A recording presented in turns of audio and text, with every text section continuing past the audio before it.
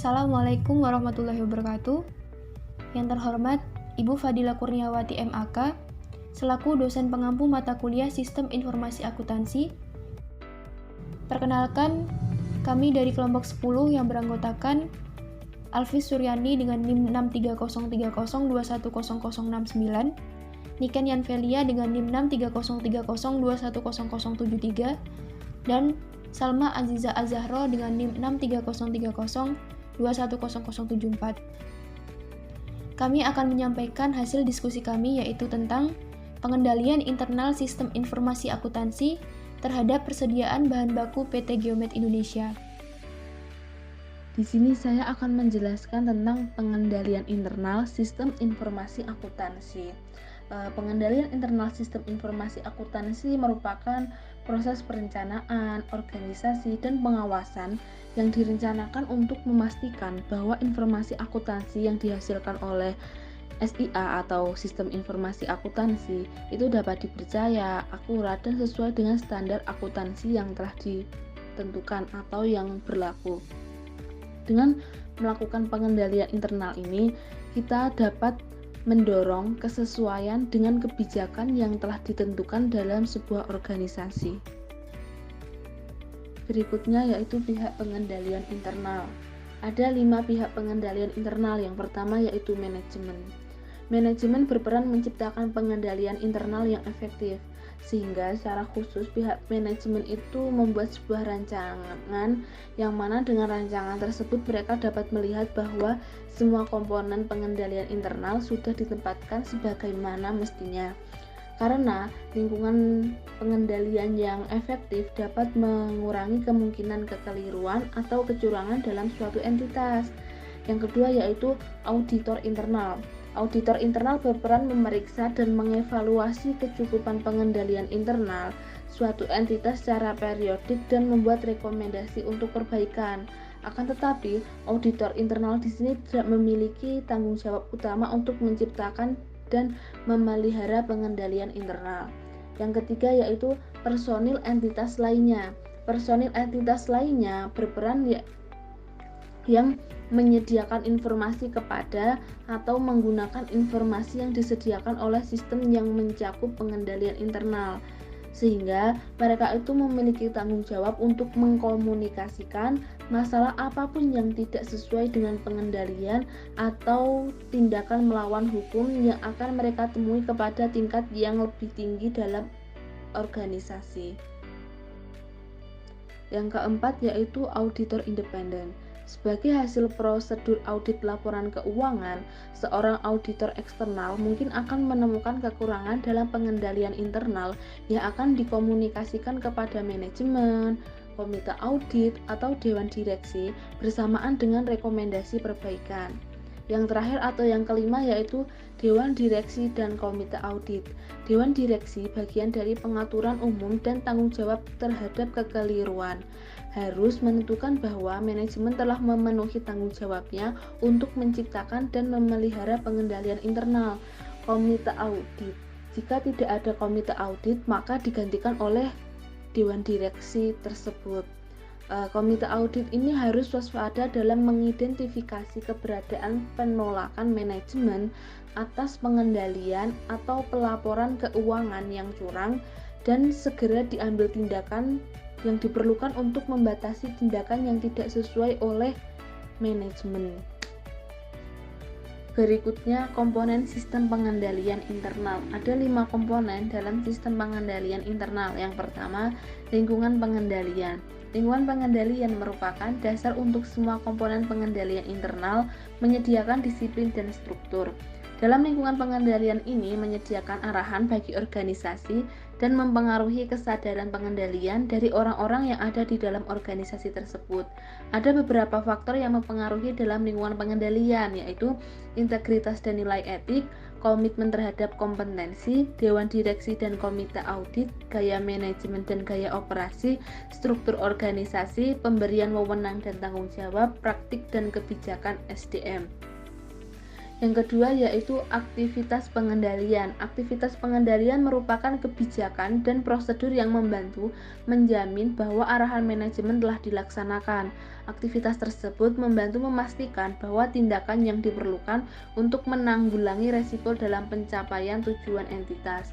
Yang ketiga, penilaian resiko. Penilaian resiko adalah identifikasi entitas dan analisis terhadap resiko yang relevan untuk mencapai tujuannya, membentuk suatu dasar untuk menentukan bagaimana resiko harus dikelola. Yang keempat yaitu informasi dan komunikasi. Informasi dan komunikasi merupakan pengidentifikasian, penangkapan, dan pertukaran informasi dalam suatu bentuk dan waktu yang memungkinkan orang melaksanakan tanggung jawab mereka. Yang kelima atau yang terakhir yaitu pengawasan. Pengawasan kinerja adalah proses yang menentukan kualitas kerja pengendalian internal sepanjang waktu. Pengawasan kinerja juga disebut dengan pemantauan.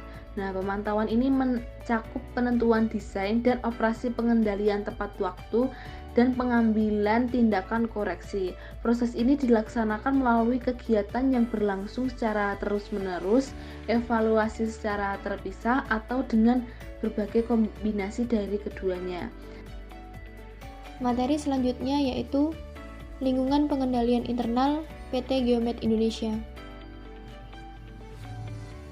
Pengendalian internal gudang bahan baku PT Geomet Indonesia terhadap persediaan bahan baku dapat dijelaskan berdasarkan faktor-faktor yang menunjang agar lingkungan pengendalian di dalam perusahaan dapat berjalan dengan baik.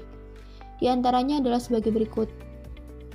Pertama, filosofi manajemen dan gaya operasi PT Geomet Indonesia merupakan perusahaan yang menerapkan sistem Lean dalam kegiatan usahanya, di mana sistem Lean adalah praktik produksi yang mempertimbangkan segala pengeluaran sumber daya yang ada untuk mendapatkan nilai ekonomis terhadap pelanggan tanpa adanya pemborosan.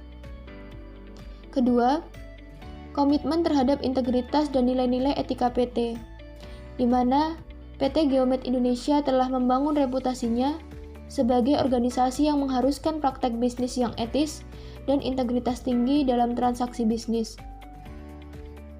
Tidak hanya didasarkan pada perilaku seluruh karyawan perusahaan, tetapi juga pada perilaku rekan yang melakukan kerjasama dengan perusahaannya.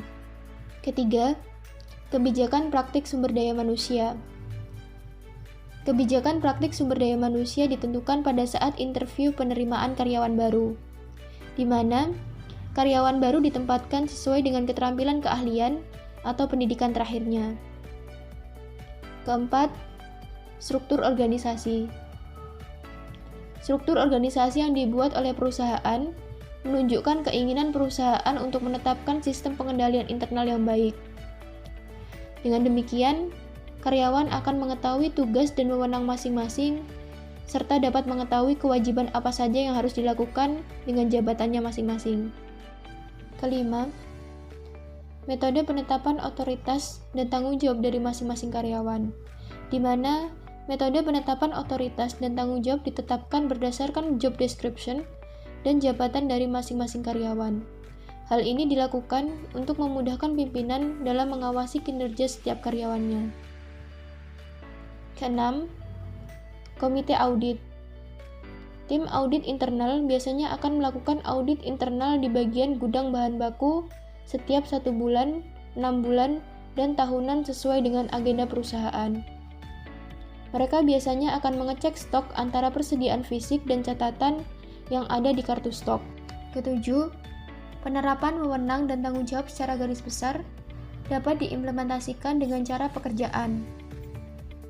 Pemisahan wewenang dan tugas tersebut dapat meminimalisasikan kesalahan yang dilakukan oleh karyawan. Dengan adanya pemisahan tugas dan wewenang tersebut, pimpinan dapat menilai bagaimana kinerja bawahannya. 8. Pengaruh eksternal. Pengaruh eksternal dari PT Geomet Indonesia adalah perusahaan sejenis. Hal ini dapat menimbulkan persaingan yang cukup ketat karena sewaktu-waktu perusahaan sejenis tersebut bisa saja mengambil konsumen perusahaan. Persaingan yang semakin ketat membuat perusahaan semakin kuat dalam memelihara kualitas produk agar tidak terkalahkan oleh perusahaan lain. Selanjutnya, Penilaian risiko PT Geomet Indonesia. Salah satu risiko yang terjadi pada PT Geomet Indonesia adalah ketidakcocokan antara pencatatan di komputer dengan stok fisik persediaan bahan baku. Ketidakcocokan antara pencatatan di komputer dengan stok fisik persediaan bahan baku dikarenakan proses input data secara manual dan human error seperti double input data, salah input data, lupa mencatat pada waktu pengeluaran bahan baku, sehingga record pengeluaran bahan baku tidak ada, pengambilan barang salah, dan salah penghitungan barang.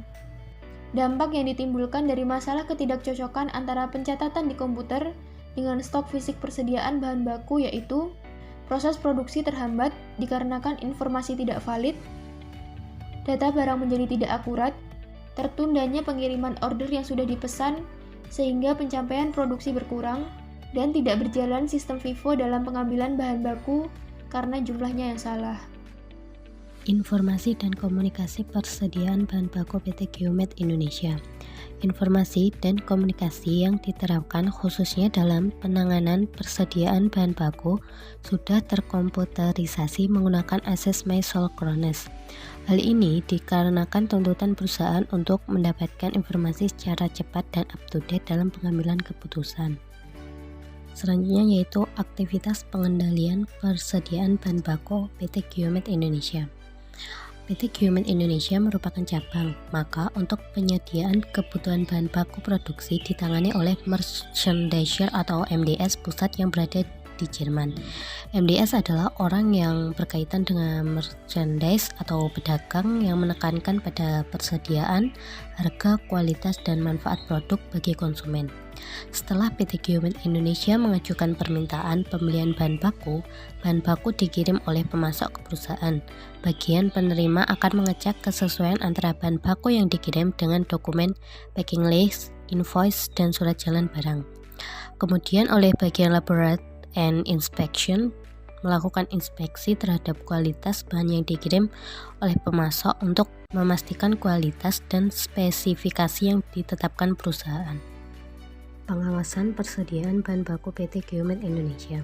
Pimpinan PT Geomet Indonesia telah melakukan pengawasan di gudang bahan baku baik dilakukan setiap 1 minggu sekali dengan cara memantau pekerjaan setiap karyawan. Pengawasan secara tidak langsung menggunakan CCTV yang terpasang di setiap sudut gudang penyimpanan bahan baku. Selain pengawasan terhadap kinerja karyawan, bukti fisik persediaan bahan baku, catatan keluar masuknya bahan baku juga dilakukan dengan cara stock of name. Stock of name yaitu kegiatan menghitung persediaan barang yang masih tersimpan di gudang yang kemudian dipasarkan. Pimpinan dengan seluruh karyawan atau fungsi terkait saling berkomunikasi untuk mendapatkan informasi yang akurat dan dibuat tanpa adanya rekayasa atau manipulasi. Demikian presentasi dari kelompok kami. Jika ada salah kata kami mohon maaf. Wallahul muwaffiq ila aqwamit thoriq. Wassalamualaikum warahmatullahi wabarakatuh.